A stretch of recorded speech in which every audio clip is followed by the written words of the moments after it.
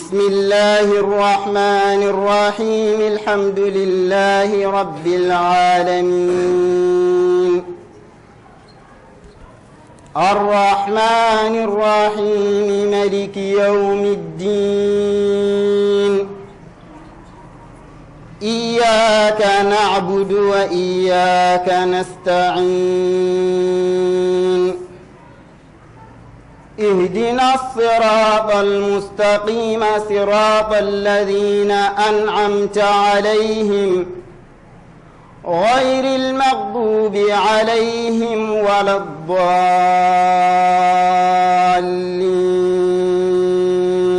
أعوذ بالله من الشيطان الرجيم. بسم الله الرحمن الرحيم. اللهم صل على محمد وعلى آل محمد كما صليت على إبراهيم وعلى آل إبراهيم وبارك على محمد وعلى آل محمد كما باركت على إبراهيم وعلى آل إبراهيم في العالمين إنك حميد مجيد. اللهم جبور أحوالنا وأحوال جميع المسلمين. اللهم أحسن عاقبتنا في الأمور كلها وأجرنا من خزي الدنيا وعذاب الآخرة. ربنا آتنا في الدنيا حسنة وفي الآخرة حسنة وقنا عذاب النار. وبعد أيها الإخوة السلام عليكم ورحمة الله تعالى وبركاته. السلام عليكم. الكربة تيجي مندم أمي تغني على فم في كبر شيطان تورم كأني على فسد دكاني بمسامي على يكما على كدو أن الشيطان يتشي. السلام عليكم. القرآن نسوي السبتي كو الشيطان بنينا يربولو على فم نيفه على فم ني أنفع آدم عليه السلام كقصة القرآن كو الشيطان بنا كشولي أنفع آدم كو بنا كأنفع آدم بني. السلام عليكم. الكلام ده ماما ماكي إفافة تيجي كمان دي إيرفه آدم عليه السلام بولده كو أبو البشري shetane fadiga do amaka ava adama fe nangara ava adamu dewnye akaka anga hagil twanyira la shetane de yanjugu ye ala fama yo fanyo anena ko shetane ajugu yere de takhiduhu aduwa aya min kaka jugu mama yin ala fama fe ya rabbi ala kaka ala kama ala kado an shetane ce amba sesina ala fama toye alkira sallallahu alaihi wasallam kumana muhammad fe ko bismillahir rahmanir rahim daminani ayo kalani fe mabadi al umuri ko daminana ko barka sorali sababu do ko nyewla assalamu ya marsa ala batul amba zizina ala fama toye ka nga joya jira ala la ka ala fama ka se anaka demena ka kota nyina fe ko fe am soraka dugo ke angara mo koy am dugo ke alkira sallallahu alaihi wasallam anyina muhammad ma ala ka nyi ayerema ka kon alkraba chilinya ka kira edu ko ko kana kun vara singolala famo sigi me fanda un afoyoro tubulo mi semina obo wolo jala nguru ko ke asakwe kon alkraba chilinya ka kira alkaba kunye aywa bolu ka nyade ko kunye fangaw de tay aywa hake kunde fanda mbulala ka kon alkaba ci linya ka kiraye larabu kunyayi ko demsoni wololi de lebuye ko demsoni kene ka denga se ka do anni kene ka denga kono ka datu ari ka ni kene karaba ko lu bo kel lebu nyi saranya kama alkaba nana ka manifia sauver bo ni minen aywa ni minen jugu no kono ka bla hakilima ya minen kono lakra nyana aywa muhammad ma ala fama deli kishine ma tama be ala fa ala ko kangara mako ka adayoro la nay dugo ka yere yoro ami dugo ka katama shan farawi alka ka sogma dani ngana mununga sogma da bena nu ye angara mako deme al islamia barala nu ni anu kan nafolo ye nu yu jo angara mako kerefe kaddo ana jugu che islamia kala bolo folo في ميدان الشريعة الشريعة كلا كنكا ngana mun yamba burus foshi ngana munu ye bieta ngana munu ye la kerke kola sataw sara balondaw balona alquran hijibu bi wara dafara ngana munu kuto kerke kola angara mo kerefe kafir masaw desera u ya do ko munu ye yatimay u ya do ay a ngana munu bla kerke kona kerefe mun khatabi ibn af ngana kerke kono kerefe abu sulaiman be kerke kona kerefe ayani bolo ka se anva ngara mo ma o ba soro ni ngana nun tlala ibaralla o ngana ye gashida ngara mo ka kunungo o sona ka buga kama o sona kan nanya kama o yo kaso ka no fe do nikene karabara an no fe o lu sayyidu shuya soro atara ka munun to ko o lu islamiyya darapo minenu bole ka segi ka usejo asenjoro la fafara en qarada ahdu sahaba ridwanullahi alaihim fafara do mina ko alakara yebawt lebana sahaba chamana musoma kisini ma chama be ala fa ala ko ke akilengele naka unyana muhammad ma ala kan ya uyaruma sahaba ko johoro o ko bunya anuka karama aywa malik bon ansiyo fa aka aywa kala de wuni ala abu zaid al qayrawani tigi ko ka fani malik bon ansaka mazhabu yemmi ko de al imsaku amma shajara bainahum ki damina ka bo sahaba yoru yer damani nyonje ko la femin temeno no nyonje ka sala makitlela itlela kote ala ma femi itlela ko kan yera do aywa o ferekera ko ngana sahaba angana miri ula fiw anganu ko fo fiw illa bi ahsani dhikri fona kara ko fo nyumayi wangana miri ula fiw fa ka sora me ka jigya nyuma de taka sagara ayo jigya nyuma de taka nyeshi uma ninde ye almam maliki ka famu ye sahaba ko kuna fanina ninde almam maliki ya kitabu ka famu ye sahaba ko kuna fanina malku bon anse kalande be ninde ya nga mawqifu ye sahaba ko kula ya rabbi kisina ma chama be ala fa ala ko ke ala kala jenya zanama nonga nay du ko ka ngara mako ka du ko ka jenyu nyami du ko ka angara mako sodi nga sanmo nyi serfi chamana musoma serfi fima ana jema afolama ana labama ubebi wele dakuri kele ko ahlu baiti rasulillahi alkala somo alkala sallallahu alaihi wasallam ya jini muhammad mande fa nga hakili tula ya rabbi kisina ma chama be alafe alako ke angara mako sodungo sanmonga nanye dugo ke aywa alkrabani aywa ajenya zarmoni asodungo sanmomi ami dugo kere kere alsalam furba jama kuli kadugo ñini silamo fe o kan zamana dugo la ni mbarayna jango ala kan deme ketan fotaka be sababama taqabbal Allah ibadatina wa jami'a nashatatina ad-diniyya waj'alna min ahli al-janna assalamu namoro kuma nyabla kuma na ala fama deli angani cesri bara nunu ala ka sona mbulu ala ka kaka ala yakama ala kan ko la shi ala fo ketan fotaka ka ala nyada kama assalamu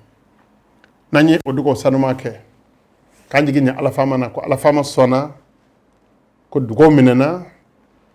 hada awanu shuru'i fil maqsad sisangwani amsaka do anga ayu Allah dala wala dala darsu mbambole ya fawqa qursij al fiqh al maliki fiqh al maliki aywa malko bon ansaka dina fam ya kursi 120 ya pinal tv la ya alaka barka do tele na alaka barka do aywa asbabu nyumawna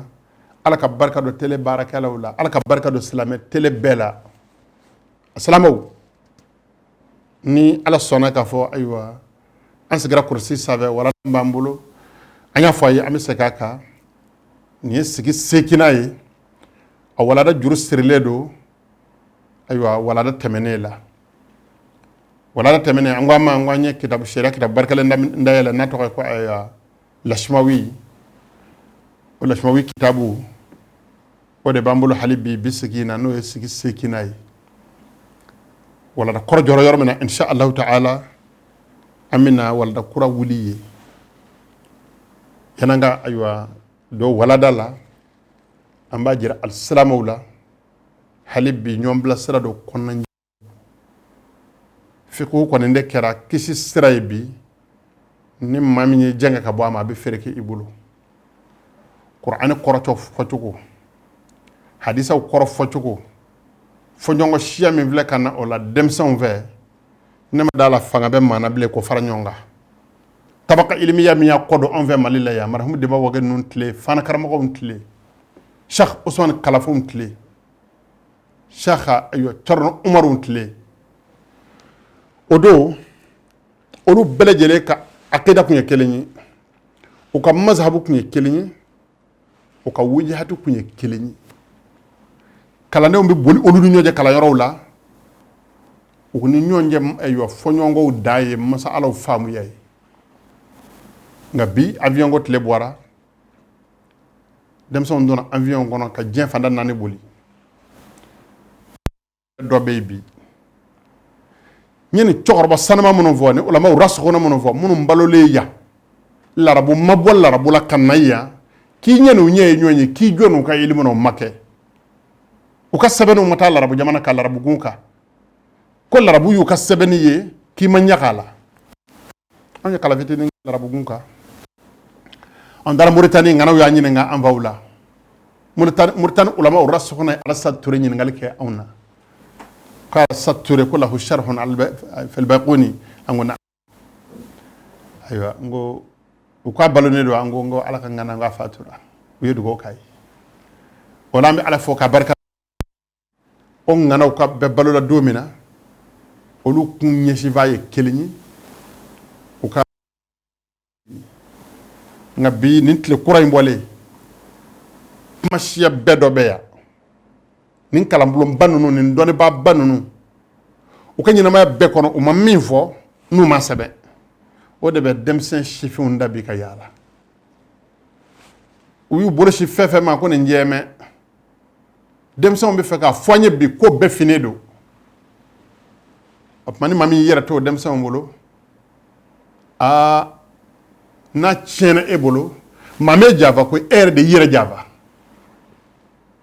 ma foka fo al-salamu ya to nga hakil to anyira la ay to nga hakil to anyira la o dem son de ka ma foy kama fuka yi fuka don o ka seka don zoro jien na folo nina o ka fetini zoro jien to nina ap ma be foku yeni nyona be faka mo ya kitabu nunu tenu nyemma bolo kibo lago shi kibina fe shore abolo bli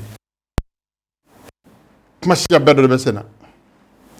wala fa nga hakil tanyera la anga seki anga ngalam lo korayma alakara bona do serefu nana ni dine nyada mi ngani ndo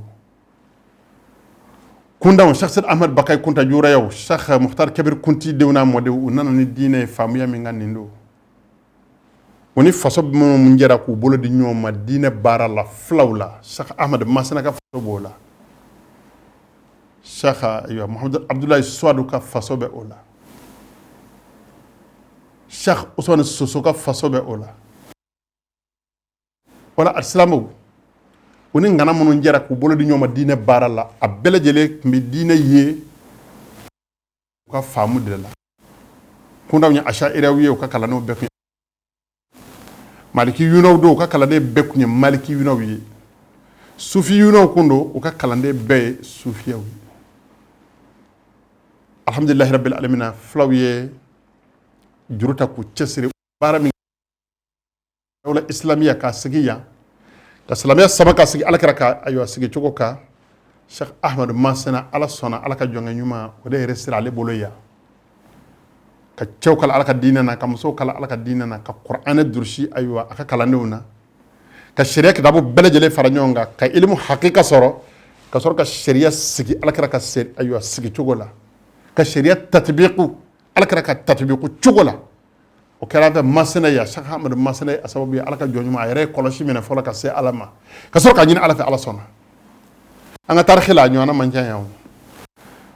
wala fo mo ka ko do temena amito mo hagli jing otlewla Cheikh Ahmed Masana ñu barakaya Cheikh Salam ñu barakaya Mohamed Abdoulaye Souadou ñu barakaya ala Chamar Fouti Sayf al-Maslul ala anaqil kufar wal jababira ala Chamar Fouti tal ala ka ngana a sera avec kerke kono ya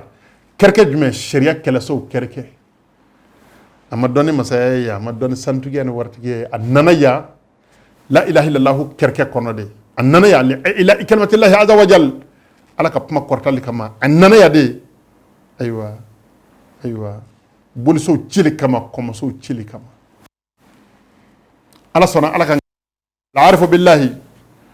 n'a ka kɛlɛso kun ye bamandugu da kɔngɔ sɔgɔma n'a ma sɔn a b'a fɔ k'u ma faamu a bɛ seliji gosi k'a ɲini ayiwa ko tigi fɛ o b'a fɔ a ma ko ni ala ka jɔnkɛ ne sɔnna ni b'u minɛ tan de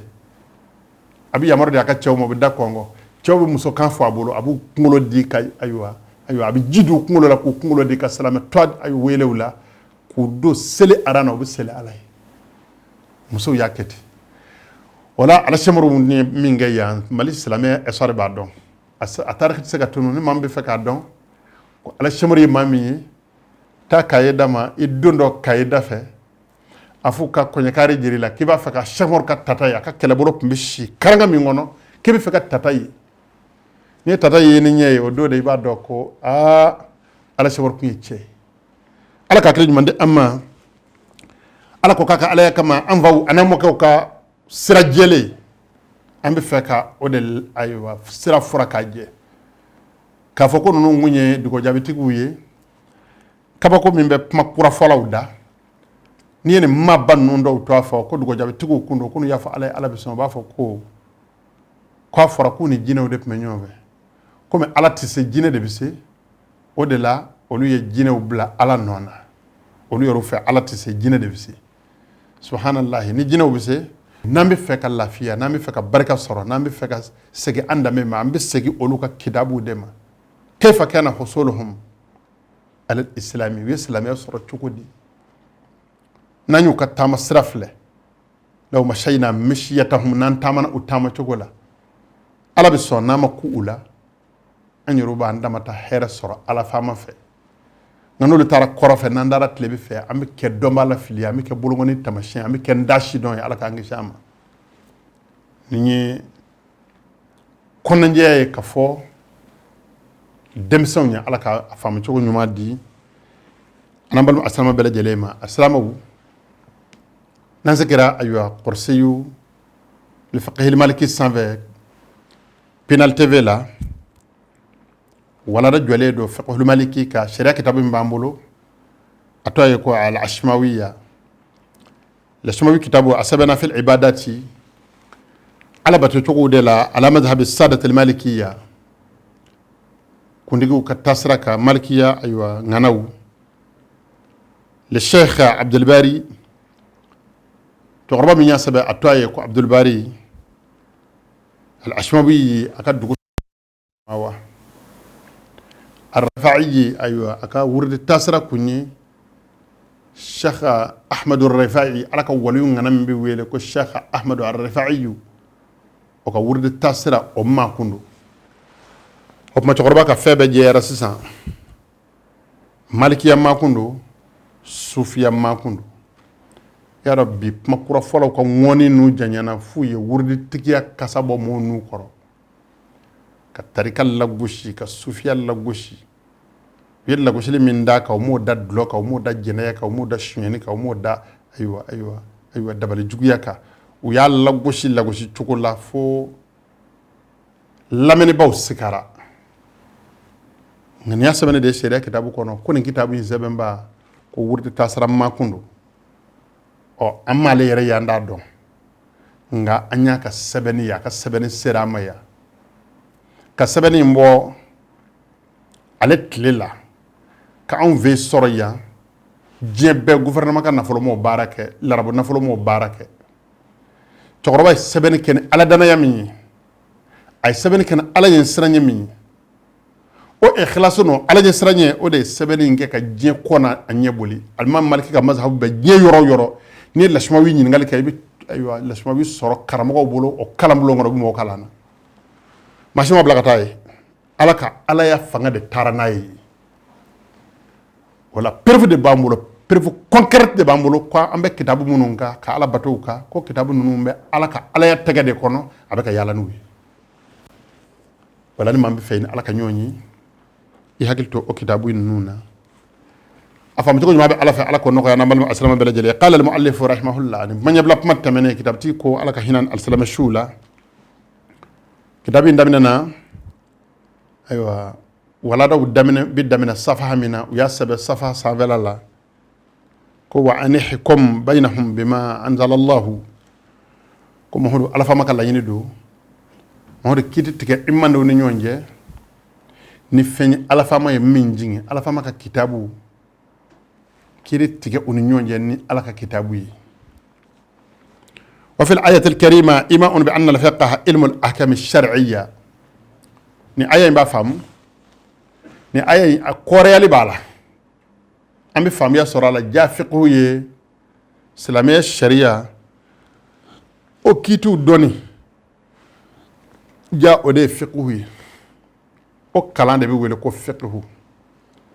woni mamman do sa dem sep makura fola biti sigi ko fiqhu ye makande ko ya foko alkitabu was sunna ko fiqhu ko ko ye makande subhanallah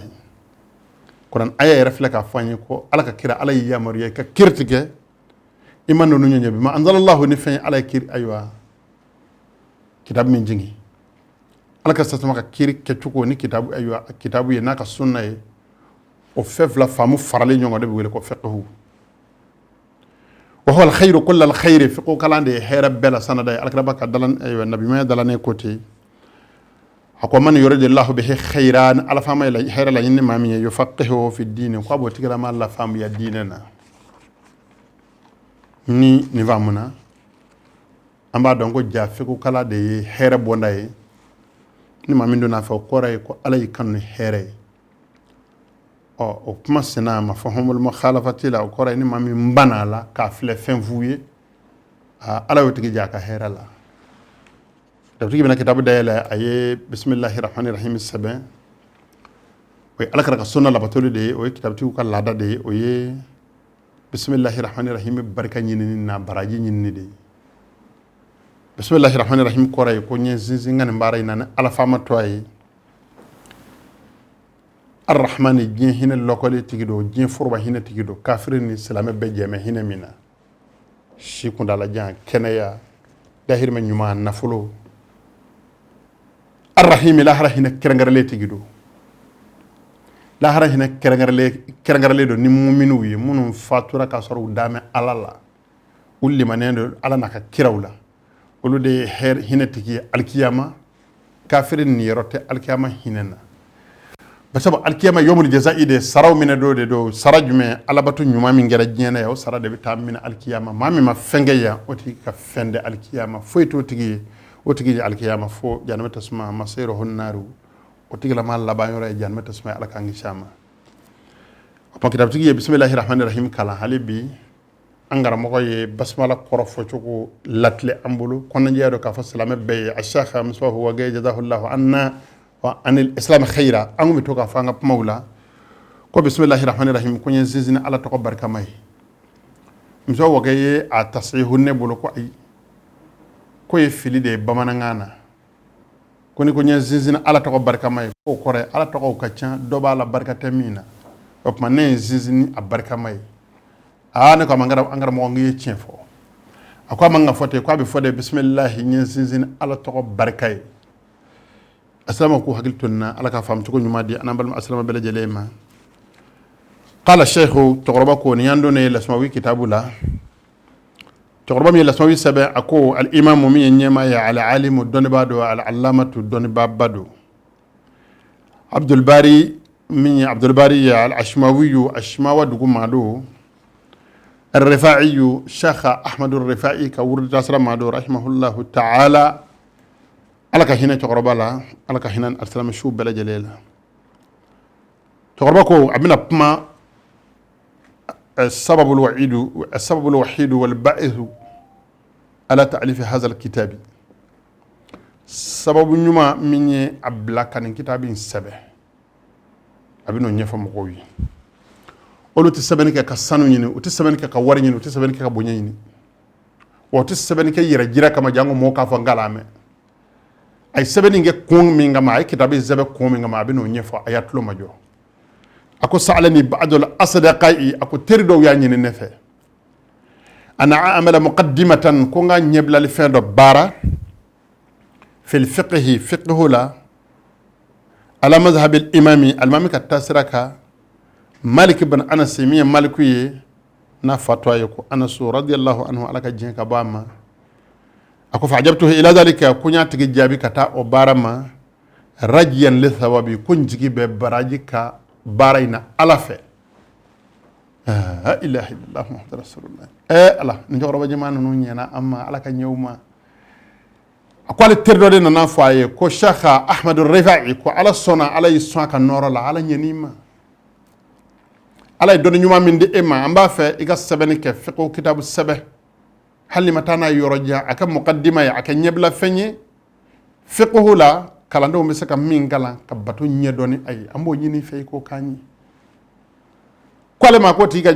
ayo na folo kama kwa ma ko nyeda kama kwa ma ke jiebe kwa ma ke machine nyeda kama kwale ya ke de rajye le thawabi kwale fe aya ay bara mi voile kwa kake kunna le ya ke kwa bi baraji sorala kwale ya ko de kama wa wallahi o de hakika ya kidabina o barka de fle kidabina kidabu nyela rabu gumba ka farafina gumba ka jiebe boli mata malika be yoro de smawi kidabu soray mo ba kala ka ala batunayi o be baraji be sebe toroba ka gafela Allah danani ndamama anga kanga baraw ka ala nyada kama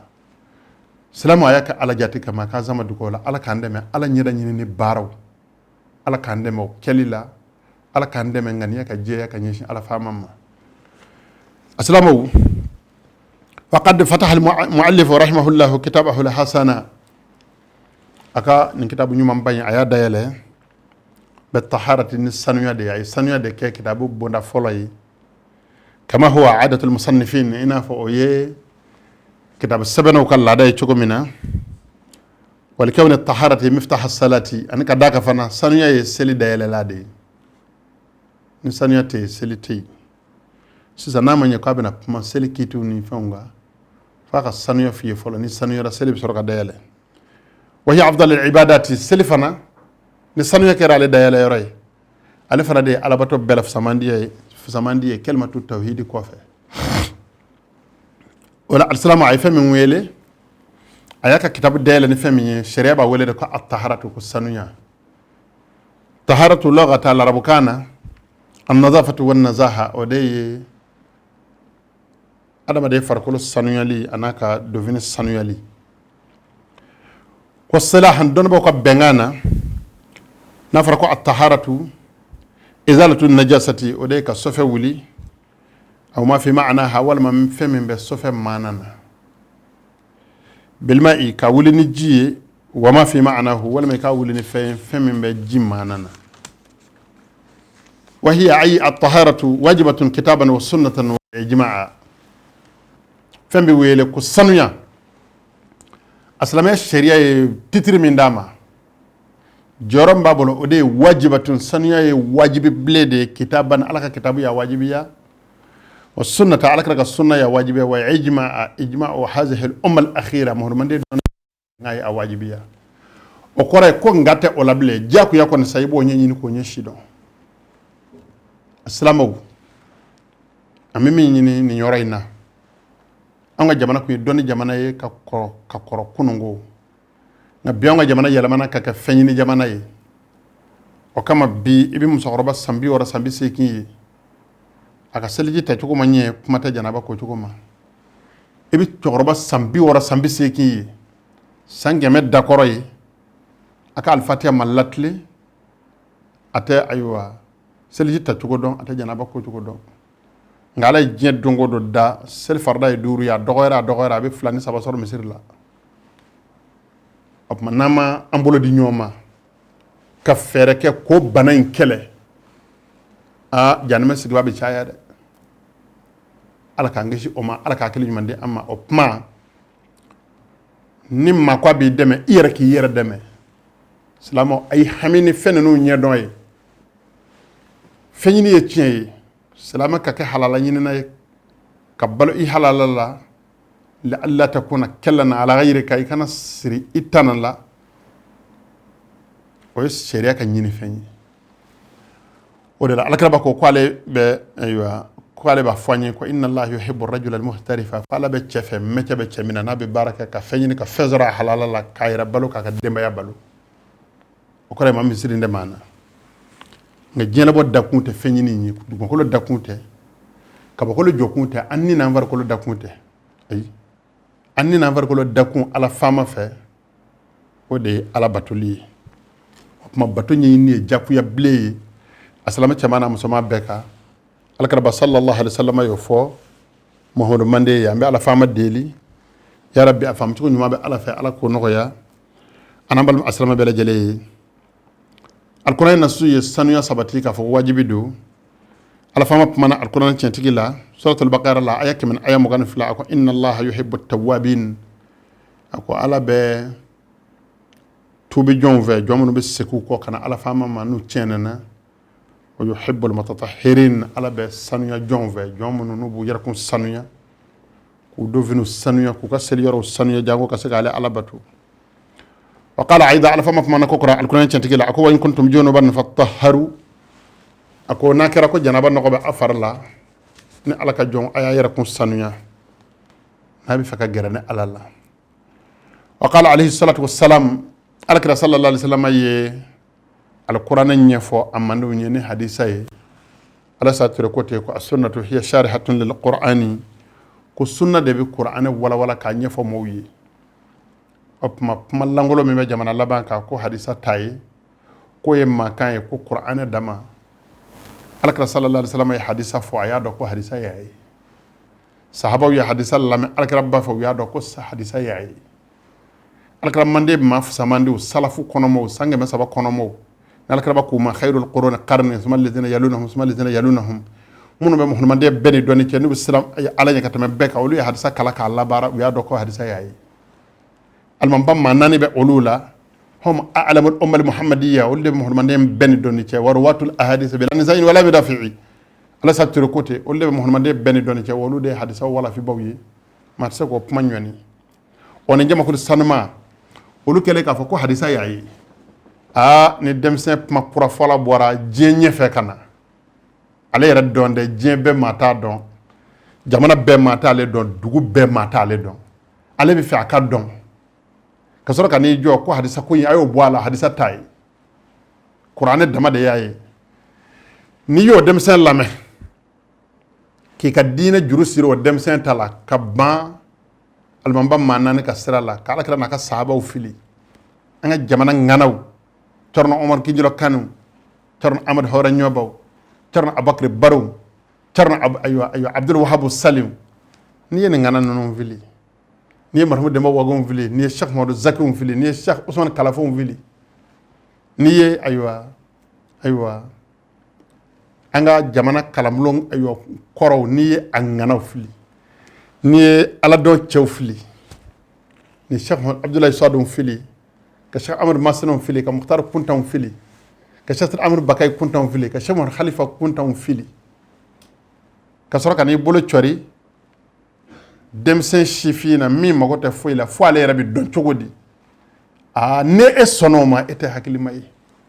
wati nye e bolobile a chena ti nye e bolobile karamote mamina tafando tigila o tigi sufe do anyi na de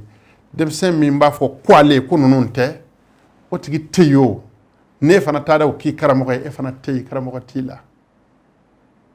umma ko be mina o yoru ya donga e be sa uno fay tado ngay bi talla harati ala ko ne zoro bar sabu ta'ala ko la o be nga yenga don nga ko do tigiya soro nga ko nyamay ni tarika shuni ka selni ka jagani ka hiji juru sir olutala mbalma kay mbalma muso yira jaba ni mfanya amene vonanda chamanje kan wakli sir alala bana do islam ya mene fura fo itala fa ka fo moyo moku yira koloshi ala ka kliñu mandi amma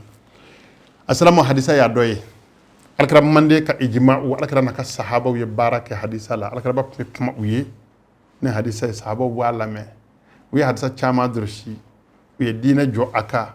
wi baraka na fukwa ufatu fu betara alama almamba manani ye sahaba ko pima sahaba do sanadu ye hadisa la ka se alkara ma karsa ya fo ni ko ngundi ko ba fo de ko joni nyafi iba fo ko Abdullah ibn Abbas ya fonyi Ali ya fonyi Umar ibn Khattabi ya fonyi walma Abubakar Siddiq ya fonyi walma Abu Hurairah ya fonyi walma aywa ayo Usman ibn Affan ya fonyi ninde hadisa yi nga demso ngono jobi ko de tala ko Qur'an dama on dunya soro nimma nyema nunu de la dine retti doni mamunu de munu be dine donc atame beka may ba donc ko o demse jama kulu mako be fenwere de la ala kote fo kan de jira mawla ala ka kilin mandi amma ala ka bab mana ay aywa sanuya nyefo ako miftahu salati at-tahuru ako sanuya wajibi ble ko seli konaka do seli dayele lado rawahu muslim imam muslim ye sunna kitabu tigiye alkara mande aywa doni babba munu ngara marji'iyya alkara ka sunnana al-imam muslim be ulula al-imam abu hurayra ka kala aywa imam bukhari ka kala ndindo wadi hadisa lakali ko alkara ko alkara ba madawma ako at-tahuru shatr al-imani ako sanuya ko lemaniya tlanjado ko ni joro be lemaniya la lemaniya joro na bunyen yatla fla ko tlangale be sanuya ma rawahu muslim imam muslim yo fana lakali ore kama kitab tigi sanuya joro bunye fle ka kitabu dele ni sanuya ako babu nawaqidil wudu'i ako ni siliji chenve mbondai fal babu ay femi wala rabkana ko babu ismun li naw'in min masail al-fanni abina pma أيوة من مسائل الفن الموضوع فيه الكتاب أبينا كتاب السبب دوني دابولو مينغا شريعة فني مينغا مسألة حكا فرالي نيونغا ومسألة الطائفة أيوة علمية ومسألة فرالي نيونغا دبي ويلي داكولي نيكالي باب في كذا وهو هنا الفقه أبينا بما أيوة فن مينايا والفقه دي والنواقد ناقد نواقد جمع ناقد لو كان او جمع الناقد دي النواقد كو تشنفن جمع الناقد تشنفنجلي تشاما فرالي نيونغا وهو في عرف الفقهاء في قدبوك العدالة ينقسم الى حدث وسبب وملحق به ابتلانغ تاتلارو ما سبب ما سلجي تشنفن بتلانغ تاتلارو ما سبب ما حدث صفة والسبب عن الصفة سببية وملحق به أن فهم كورا نفهم لا الشريعة كتابو بنا أنيفو إن شاء الله تعالى كرنغرلينا لسوابيتك بنا أنيفو والوضوء الشرعي والتطهير وعطراف البدن نفرق وضوء سلجي الشريعة تقني ودي التطهير أطراف البدن كفر كل نون سنويا تكي نيدا دا نو ngolo aywa anise ani bolo kalaw ninde bi wele ko selji aslama o ta ko nyuma femimbe o tien kitab digi bina pma o de ka alaka nasara kayrala ako ilam muwaffaqaka Allah ta'ala ako ba fe ka don ako mi ala fama dele alaka nene e ben sababa ma أن النواقض الوضوء على قسمين ما في كادون كفوك سلجي تشنفين فلاي على بنا يوصل أفلالا أحداث أكو صفو وأسباب أحداثي أن صفو سببيو صفو با تشينا يركوي فيرو بي أيوة أو صفو سببيو نو نانا صفو بسكا تليا كنا أوكا سرافة أو يرن ناني غوازان فانا أوباتشي أيربنا ولا أكو فأما الأحداث فخمسة أكو فم أكو صفة أكو يفجع دوري ثلاثة من القبول كو على كدن جوجا يلا بنا هذا مديلا كو سبب بو نيفلا في وهي أفنزبا المزيو كو دوي مزيو ويجيمسني جيمسما من بو بنا هذا مديلا عند اللذة الصغرى انك مسك مانا بالعنعاز او التذكاري ذكر ولك جو اني سلام تشكا ميري دوميني في محاسن زوجته افرمسو يورنيو مونا وبنك من سمك سيتشما نو بك سبب يك ذكر ولك جو جيمسي من بو او كوفه ودي ويلكو مازيو والوديو ان وديو sira kitabu ye min fanye ko ye ji min bi bo aywa bawli aywa nona wal bawlu an bawli yere adama de be ji munum mi ni ala fama ya ka baraka naka kodon ye no ji farkolo ya servi o ji la o ji tiene tombe faranyo nga na nyebleme kasabala kasoro ka bo zakaru fe o de be wele ko bawli wasnani min ad-duburi ko flabe sofe wala o bi bo bun hadama de ala ka danyu ko yala bun hadama de ko fela fe sigala mu flani nyonje wa huma o fevla alaga ito o de nyamanataye warrihu an fiye fili bun hadama de mana dumini ke farkolo kale ka tata taka bo ala na vitamine yere kera farkolo la ka farkolo nafa dumini nyakam bi toli na be wele ko banakota o de bi wele ko ga itu arabukana a wele la larabuka ladala ni a kero to de ga itu de magata min al ardi dum ko yorom mana ke denga ko mi denga o yoron mo bi no nyama dugo e sutura la ku mako nyene bo ma larabu ye mako nyene bo nyere wele ko ga itu warrihu an fiye fili alifana barakatola kono barala nugo de ko ka baraka watimina ni dumini na yelemana akasabi yelema ni fiye goni min bora nugo de ni nyonje ka bosigala mu fulani nyonje fe o fiye goni akasa ka ko o de bi wele ko fiye fili nyamana ta yara boli bi seliji cin fiye fili vana boli ba cin assalamu ay hakil toni man nuna nunum bede be ka yelema bi kuma kura folaw dina yara temunum bulu munum go ko kira wara bina ala kira kofe olu be kan fen nun de la gauche o ba fa fen do de ma ko nu nyem mana kan e ko ita makula apma anye ngana munum to afuye sisa ale fe olu shita la ale de be olu shite ale de be ni yara hakil may titi makula wa ala ka hakil mandi amma ako wa amma asbabul ahdathi ako amma safu sababu yaw ay sofere fo atlalola sisa bena ma safu sababu yaw ka ako fannawmu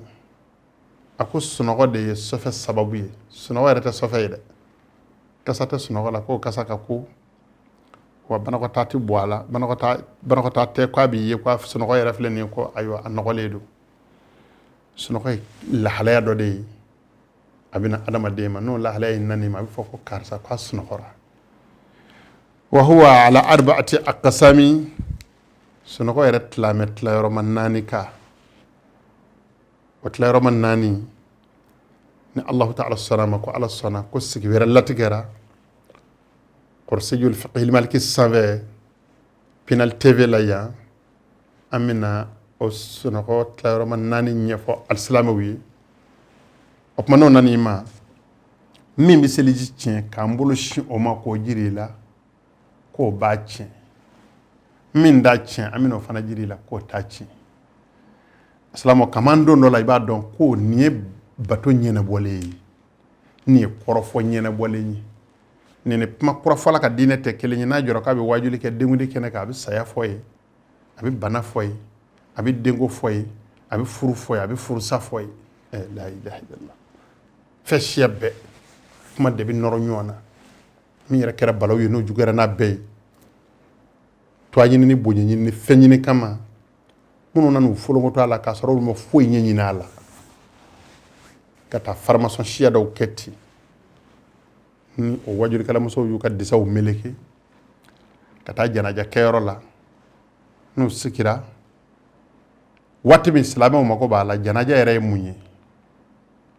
salami mi fatura sisan on a cɛ hakɛ ye mun ye janaza ka kan ka labɛn cogo jumɛn na k'a di ala ma su ka hakɛ ye mun ye ɲɛnama fɛn jumɛn bɛ su nafa maaw mago b'o la waati min na o waati de la a bɛ t'i jɔ n balimamuso na ala ye kana k'e de bɔ mɔriso la t'a la nka ala ɲɛnɛ ma sa ni mɔri ninnu mɔriw tatu yɛrɛ u ɲɛ tɛ ko la a yi kɛ hakilimaw ye sa i ni ala cɛ ni mɔriw kote kɔnɔ mun yi se mɔriya kuma ma kan wala da belebele ba in to i ɲɛfɛ yan fo ywerete famana fursa soro yoro yoro nani mo sara ka fara nyonga yoro yoro